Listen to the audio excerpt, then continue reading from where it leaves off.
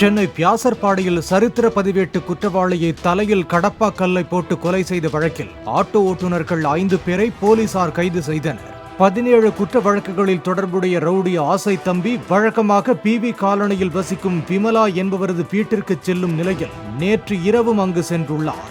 வெளியே சென்ற விமலா வீடு திரும்பிய போது இரத்த வெள்ளத்தில் உயிரிழந்த நிலையில் ஆசை தம்பி கிடப்பதாக காவல்துறைக்கு தெரிவித்ததை அடுத்து சடலத்தை கைப்பற்றி விசாரித்தனர்.